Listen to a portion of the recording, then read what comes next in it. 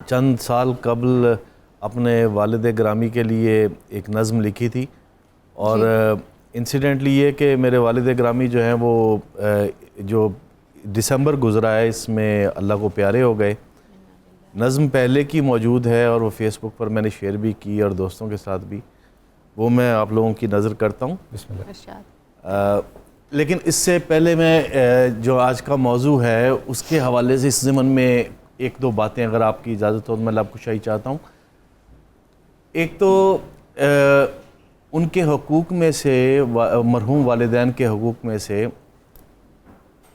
بہت سے ہیں. ایک روایت میں آتا ہے کہ 4 ہیں, ایک روایت میں آتا ہے کہ 7 ہیں اور پھر 12 کی روایت بھی ملتی ہے. تو ان میں سے جو ایک وراثت کے حوالے سے اور وصیت کے حوالے سے بھی تاکید موجود ہے.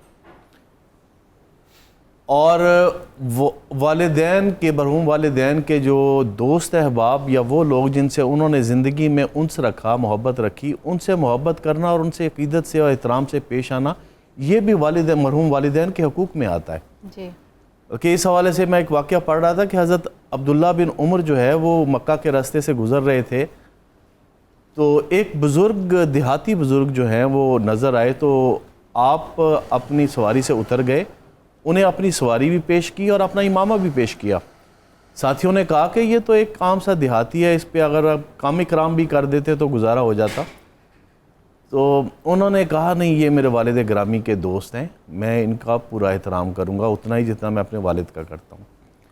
اچھا, وصیت کے حوالے سے یہ ہے کہ ہمارے ہاں یہ ایک مسکنسیپشن پائی جاتی ہے کہ وصیت وہی ہے جو تحریری طور پر لکھی گئی, وکیل کے پاس محفوظ ہوئی یا سب رجسٹرار سے ہم نے رجسٹر کروا لی.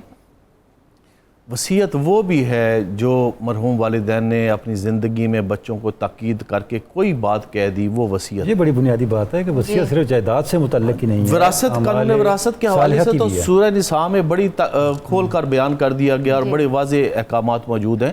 لیکن وصیت کے حوالے سے مسکنسیپشنز ہماری سوسائٹی میں پائی جاتی ہیں, اور جو کچھ والدین کے ترکے میں سے آپ کے پاس ہے وہ ان کی امانت ہے, اور آپ پر حق, آپ پر فرض ہے کہ جب تک ان کی آپ صحیح تقسیم نہیں کر دیتے آپ اس امانت سے دستبردار نہیں ہوتے.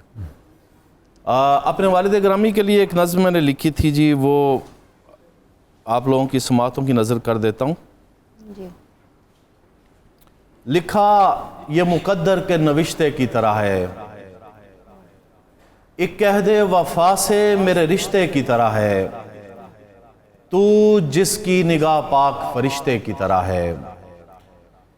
تجھ سے ہے جو خوشیوں کا خزانہ میرے بابا, تو ہے میری موجوں میں روانہ میرے بابا. دریائے محبت کے شناور کیے جائیں, 100 بیٹیاں بیٹے جو قداور کیے جائیں, سب باپ کی شفقت پہ نچھاور کیے جائیں. آباد رہے تیرا گھرانہ میرے بابا, تو ہے میری موجوں میں روانہ میرے بابا. ایک وصف تیرا صرف گھرانے کے لیے ہے, ایک آنکھ تیری سارے زمانے کے لیے ہے, موجود و میسر کے خزانے کے لیے ہے. موجود و میسر کا خزانہ میرے بابا, تو ہے میری موجوں میں روانہ میرے بابا. اور ایک عالم فانی کی ہے چھایا میرے سر پر, رہتا ہے فلک جیسے خدایا میرے سر پر, رکھنا تو میرے باپ کا سایہ میرے سر پر. دنیائے محبت کا زمانہ میرے بابا, تو ہے میری موجوں میں روانہ میرے بابا. بہت خوب, بہت خوب. ماشاءاللہ آپ کے جو جذبات ہیں اپنے والد گرامی کے لیے, وہ پوری ایک فنی حسن کے ساتھ آپ نے ان کا اظہار کیا ہے ماشاءاللہ اس کے اندر.